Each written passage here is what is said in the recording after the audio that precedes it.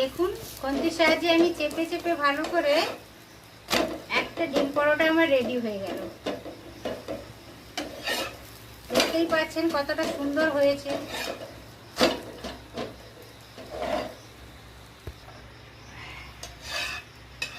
এভাবে আমি সবগুলো করে নেব। নমস্কার বন্ধুরা, গঙ্গাসাগরের বনেদি রান্না ও পরিবেশ ইউটিউব চ্যানেলে আমি সবাইকে স্বাগত জানালাম। দেখুন বন্ধুরা, আজ বেশ বৃষ্টি হচ্ছে, তাই আমি আজ একটা রেসিপি নিয়ে হাজির হয়ে গেছি। রেসিপিটা হচ্ছে ডিম পরোটা করব। তো ডিম পরোটা করার জন্য এই দেখুন আমি মেজারিং কাপের 1 কাপ ময়দা নিয়েছি, আরও 1 কাপ নিয়ে নেব। এইটা চালিয়ে নেওয়ার পরে আরও 1 কাপ নেব। ময়দাটা যদিও আমি প্যাকেট ময়দা নিয়েছি, তাও বর্ষাকাল আপনারা চেষ্টা করবেন ময়দাটা চালিয়ে সব সময় যে কোনো জিনিস তৈরি করার আগে ময়দাটা চালিয়ে নেবে।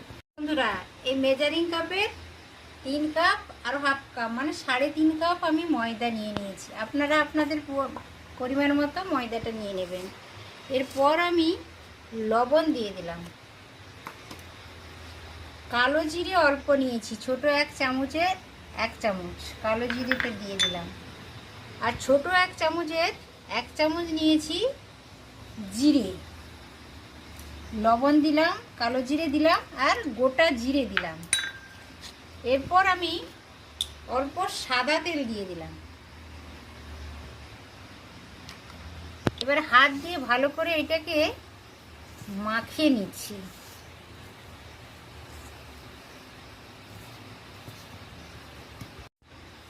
ময়ামটা দিয়ে আমি ভালো করে মাখিয়ে নিয়েছি। এই দেখুন ময়ামটা ভালো হয়েছে, সেটা বোঝা যাচ্ছে, মুঠো করলে মুঠো হয়ে যাচ্ছে।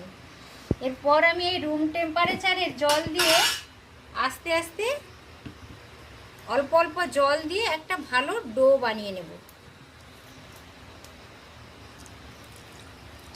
একসাথে আমি সব জল দেব না, অল্প অল্প জল দিয়ে ডোটা বানাবো।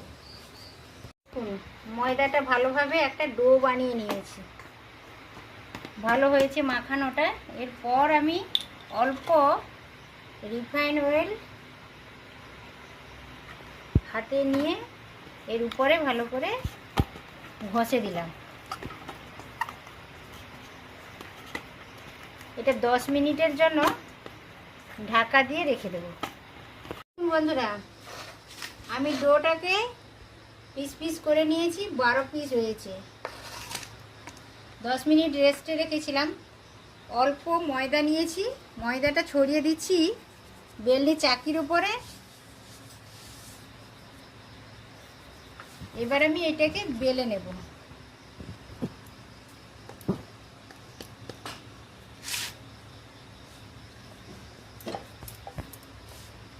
যতদূর পাতলা করে একেবারে প্রথম অবস্থায় আমি এটা বেলে নেব।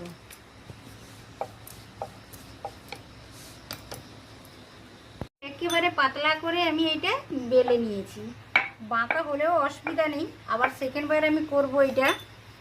তো মোটামুটি আমি একেবারে পাতলা করে যতদূর পারা যায় সেইভাবে আমি একেবারে পাতলা করে এটা বেলা হয়ে গেছে। এরপরের স্টেপ হচ্ছে ছুরি দিয়ে আমি এইটা কেটে নেব।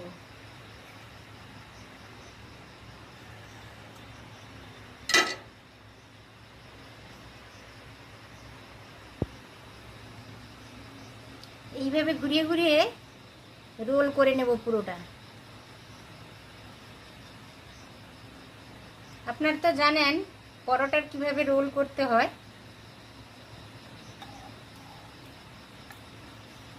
এইভাবে হয়ে গেছে। এইটাকে চেপে চেপে চেপে চেপে এইভাবে লেয়ার তৈরি করার জন্য এইটা আমি এইভাবে করে নিয়ে তারপর আবার একটু মোটা করে বেলে নেব। বেলে নিয়েছি। এবার আমি ডিমটা ফেটিয়ে রেডি করে নেব। একটা ডিম আমি ভেঙে নিয়ে নিলাম, লবণ দিয়ে দিলাম, লঙ্কা কুচি দিয়ে দিলাম, অল্প ধনে পাতা দিলাম, পেঁয়াজ কুচি দিয়ে দিলাম। আমি একটা পরোটার জন্য একটা করে ডিম ব্যবহার করলাম। প্রতিটার জন্য আলাদাভাবে আমি ফেটিয়ে নেব। আপনারা চাইলে একসাথেও করে নিতে পারেন, ওটাতে একটু অসুবিধা হয়, কারণ হচ্ছে প্রথমের দিকে পেঁয়াজ আর ধনেপাতাগুলো চলে যায়, শেষের দিকে পেঁয়াজ আর ধনেপাতাটা খুব একটা বেশি থাকে না, ওই জন্য আমি আলাদা আলাদা করলাম। তো আপনাদের যেটা সুবিধা হবে ওইটাই করে নেবেন। রিফাইন অয়েল আমি একটা বাটিতে কিছুটা পরিমাণ নিয়ে নিলাম। এই দেখুন একটা ফ্রাইং প্যান বসিয়েছি, ফ্রাইং প্যানটা বেশ গরম হয়ে গেছে। আমি পরোটাটা দিয়ে দিলাম।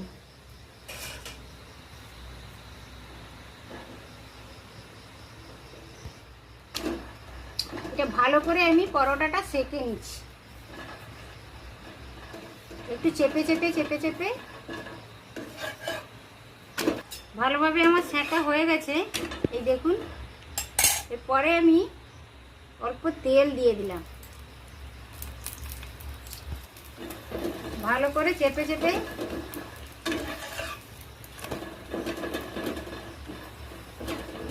হালকা ব্রাউন কালারের করে নিচ্ছি চেপে চেপে।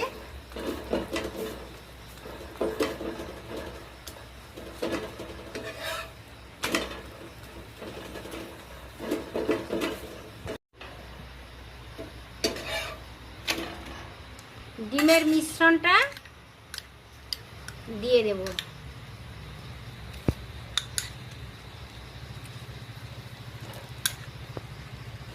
এইভাবে পুরো গায়ে ছড়িয়ে আমি দিয়ে দিলাম। এই দেখুন, খুন্তির সাহায্যে আমি চেপে চেপে ভালো করে একটা ডিম পরোটা আমার রেডি হয়ে গেল। দেখতেই পাচ্ছেন কতটা সুন্দর হয়েছে।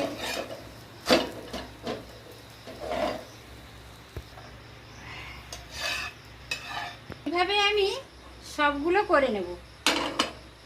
তো বন্ধুরা, আমি আপনাদের সাথে শেয়ার করেছি, আরও একটা দেখাচ্ছি দেখুন। প্রথমত আমি পাতলা করে এটা বেলে নেব। এখন গোল করে বেলার প্রয়োজন নেই, আমি পাতলা করে, একটু বাঁকা হয়ে গেছে, কোনো অসুবিধা নেই, বেলে নিয়েছি। এর পরের স্টেপ হচ্ছে মাছ বরাবর আমি একটু কেটে দেব ছুরির সাহায্যে। কেটে দিয়েছি। এবার এইভাবে আস্তে আস্তে আস্তে আস্তে করে এইভাবে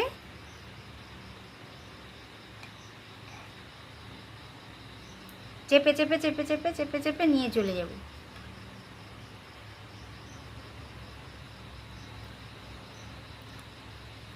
এইভাবে চেপে এইভাবে করব।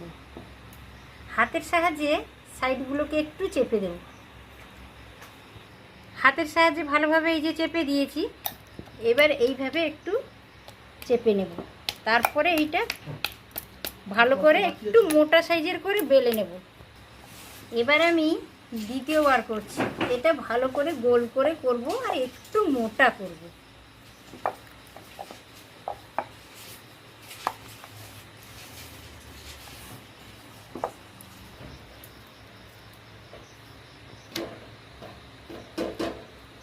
পরোটাটা আমি চেপে চেপে সেঁকে নিচ্ছি ভালো করে।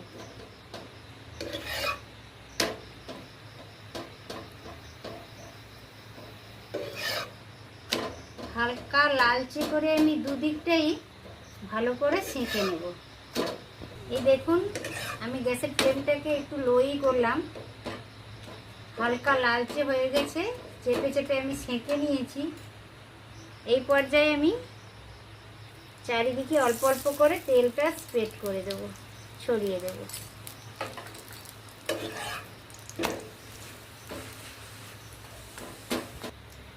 ডিমের মিশ্রণটা দিয়ে দিলাম, চামচের সাহায্যে আমি পুরোটা ছড়িয়ে দিচ্ছি।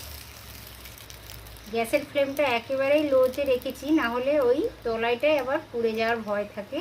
একেবারে লো আছে গ্যাসের ফ্লেমটা।